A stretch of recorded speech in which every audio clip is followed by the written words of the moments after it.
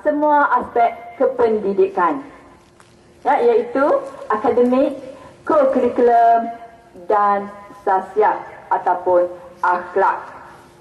Ya. Kalau kita berbincang dengan anak-anak tentang akademik, tentu sekali anak-anak di sekolah menengah Kamil ini telah termasuk dalam golongan yang telah berjaya dalam akademiknya. Kerana anak-anak dimasukkan ke sekolah menengah Kamil dengan ada satu kriteria tentang akademik. Ya, sekurang-kurangnya 5A ataupun 4A di UPSR ataupun 6A di PMR. Ya, jadi bererti anak-anak telah berjaya dalam akademik. Tetapi kejayaan dalam akademik ini sekiranya anak-anak tidak maintain ataupun tidak menjaganya, tidak berusaha berterusan, kejayaan akademik boleh kecundang. Ya. Dan begitu juga dengan co-curriculum. Ya.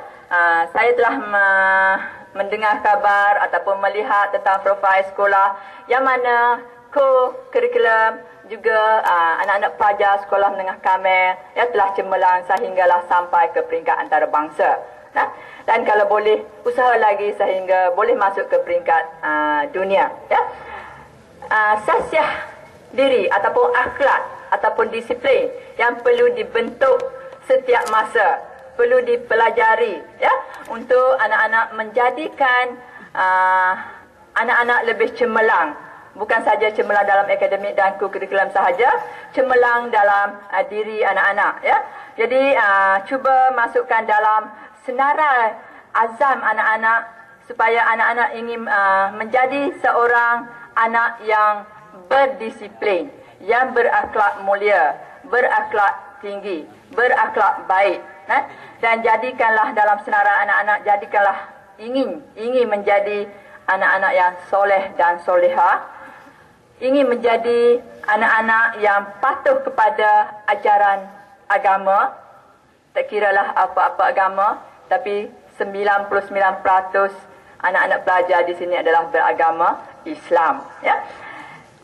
Dan jadikanlah diri anak-anak seorang anak yang sejuk hati ibu bapa, anak yang mendengar kata ibu bapa, ya, yang taat kepada guru-guru, yang tidak menimbulkan sebarang masalah, dan selaku pengetua anak-anak, selaku bonda anak-anak, selaku ibu kepada anak-anak di sekolah ini, dan juga berjanjilah dengan semua guru yang ada di hadapan ini, dan juga berjanji dengan diri sendiri, ya, jadilah anak-anak yang terbaik, ya.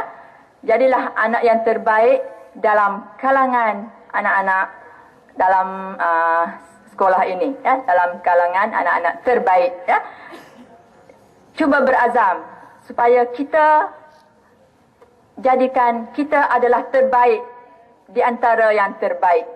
Ya.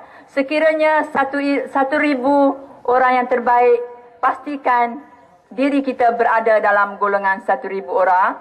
Sekiranya 100 terbaik, pastikan diri kita berada dalam kalangan 100, dan sekiranya 10 orang sahaja yang terbaik, pastikan juga kita masih lagi berada di top 10, dan sekiranya seorang saja yang terbaik, pastikan diri kita yang terunggul itu. InsyaAllah kalau kita berusaha, kita menjaga diri kita, kita jaga hubungan diri kita dengan Allah, hubungan dengan ibu bapa, hubungan dengan guru, insya-Allah apa yang kita kehendaki itu akan tercapai. Ya, cuma kita boleh tanya diri kita, kita boleh tepuk dada tanya selera, adakah kita mahu, adakah kita boleh. Usaha dan rajin, pasti kita akan berjaya. Ya, saya tahu dan saya pasti, ya, semua anak-anak di hadapan saya ini telah dan akan cemerlang dalam akademik. Ya. Tiada pelajar yang datang ke sini gagal, ya, gagal dalam peperiksaan UPSR, tiada yang gagal dalam PMR, dan tiada yang gagal dalam SPM. untuk naik ke tingkatan 6 lah, ya. Jadi anak-anak mestilah ya sentiasa berusaha, ya, sentiasa menjaga, sentiasa maintain kecemerlangan akademik, kecemerlanganku, dan tambahlah dengan kecemerlangan sasiah ataupun akhlak anak-anak, ya. Saya kalau kedatangan saya di sini hampir 1 bulan. Masuk dalam bilik darjah, ya, hampir semua bangunan telah saya lalui, dan saya lihat, ya, saya lihat ada tulisan-tulisan yang tidak begitu sepatutnya ditulis di dinding-dinding, ataupun dengan perkataan lain kita gunakan perkataan conteng dinding. Betul tak? Ke tidak betul? Ada tak? Ada. Jadi, ya, saya tengok dinding-dindingnya yang diconteng, saya tengok pintu tandas yang dikopak, saya tengok kerusi-kerusi yang dipatahkan kakinya. Ini semua boleh memberi gambaran kepada saya, pelajar-pelajar pada tahun 2011 agak ganas. Ya, jadi saya mohon, ya, pelajar-pelajar tahun 2011 sudah tak ada lagi.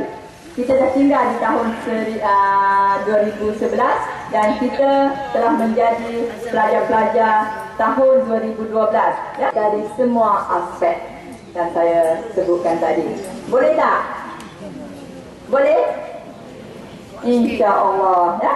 Dan sekiranya